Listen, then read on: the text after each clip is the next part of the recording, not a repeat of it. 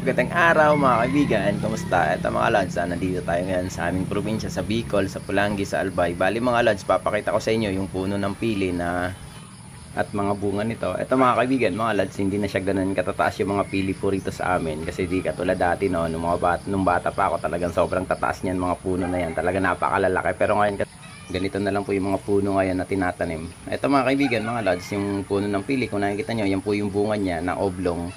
Humahaba po yan mga kaibigan, mga lods, na mga 5 to 8 centimeters. Ganun lang po siya kaliit, pero napakasarap po ng bunga niyan.